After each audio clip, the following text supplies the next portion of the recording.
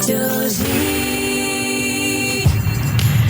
6h06, merci de nous rejoindre sur Radio J. C'est notre dossier du jour. Vous en avez sûrement entendu parler la semaine dernière du rappeur Freeze Corleone, du nom de ce rappeur antisémite, disons-le, aux chansons profondément choquantes.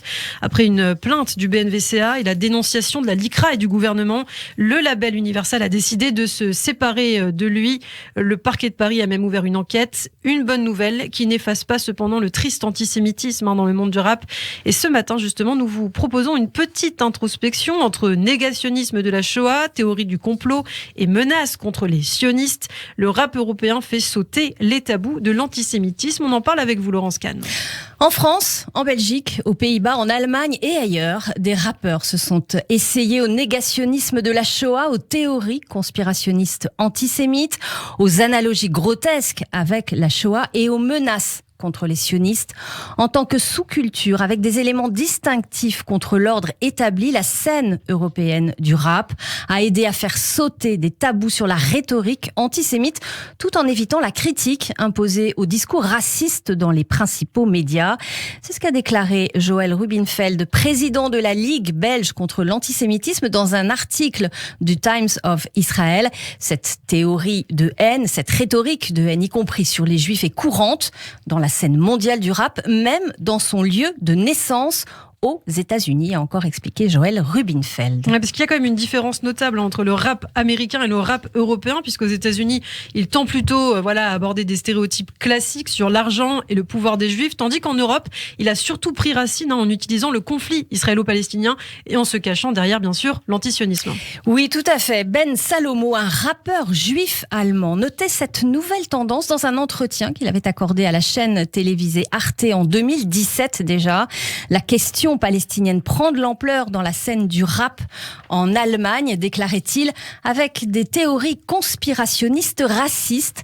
Parler du conflit israélo-palestinien légitime dans leur esprit les discours de haine contre les juifs. C'est ce qu'a déclaré Salomo au sujet de quelques autres rappeurs. Le rap reflète la société.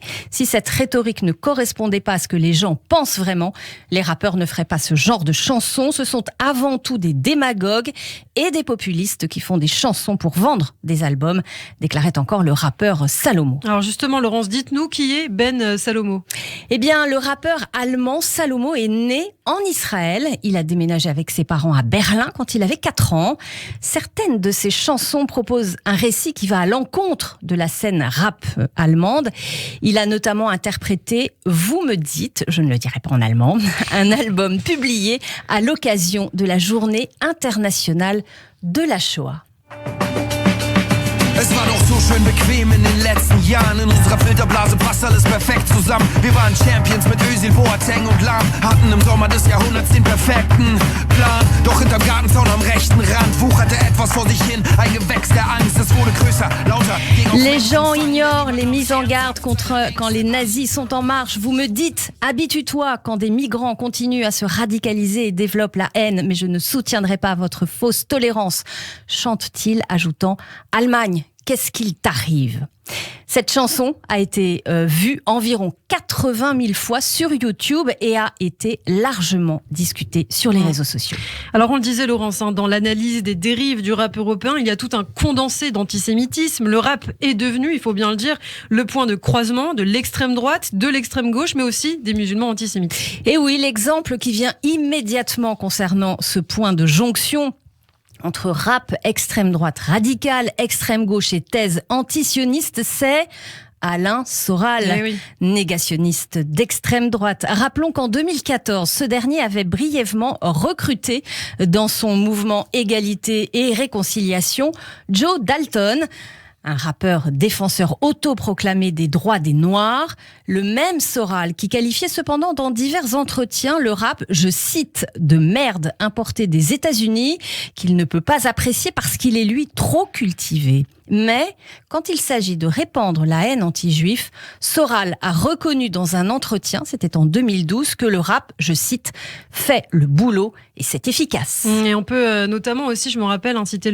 le rappeur Medine qui avait à l'époque l'époque, je m'en souviens, sorti des titres assez choquants, à la fois antisémites, mais aussi anti-français, anti-laïcs. Autre exemple trouvé sur YouTube également, et c'est un clip intitulé Gilets jaunes, dans lequel une pancarte contenant le nom de plusieurs juifs influents avait été incendiée. Un clip dans lequel l'auteur donc de ce clip, un rappeur inconnu, appelle à virer Rothschild, Jacques Attali, Bernard-Henri Lévy en les qualifiant de parasites. Absolument, et ce clip a été vu à de nombreuses reprises avant qu'il ne soit finalement retiré, puis rapidement republié sur YouTube et ailleurs. À ce propos, le parquet de Bobigny a requis en juin 2019 la condamnation de l'antisémite Soral, encore et toujours lui, à 2 ans de prison ferme pour avoir diffusé ce clip de rap Gilets jaunes, dénoncé comme antisémite. Le clip est d'une particulière violence parce que c'est un rap de propagande dans lequel on a distillé des messages extrêmement antisémites,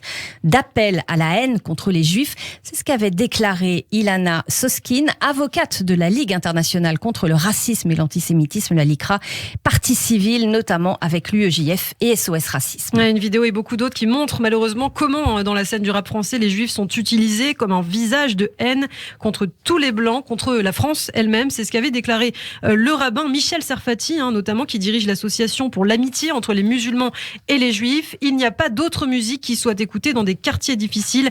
C'est ce qu'a en effet donc constaté le rabbin. Pour lui, il est donc évident que le rap doit devenir un outil pour introduire un contenu en faveur de la tolérance et en faveur de la France. Et oui, Ilana, et c'est ainsi qu'en 2016, le rabbin de Ris-Orangis, Michel Serfati, a fait équipe avec le rappeur français musulman Coco T'inquiète. Alors que Coco était en prison, l'improbable tandem a produit 3 vidéos célébrant la tolérance, dont l'une en mémoire d'Ilan Halimi. L'isolement, c'était très dur, je l'avoue, je me demande comment se fait-il que je sois vivant,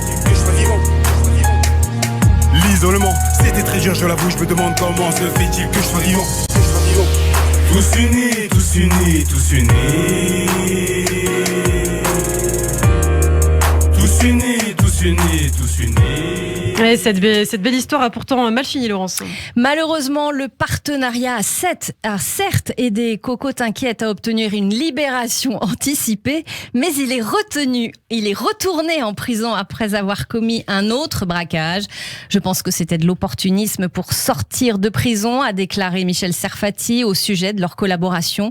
Et pourtant, le rabbin Serfati insiste et affirme que les vidéos avec Coco ont eu de l'impact et que le rap est plus qu'une fausse sceptique de textes violents et racistes.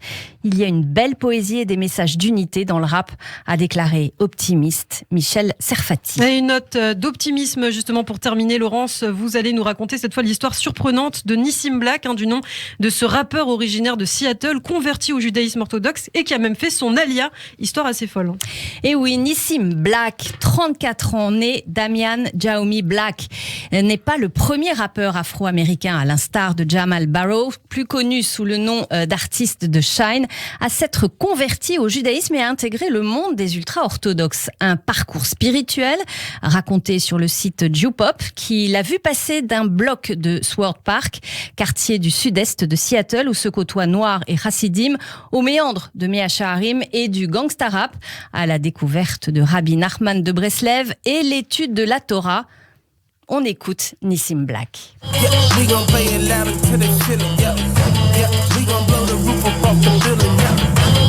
gon' play that motherland bounce. Check it out now, motherland bounce. Check it out now, motherland bounce. We Baba Black and get a shopping with a Sammy Davis cousin.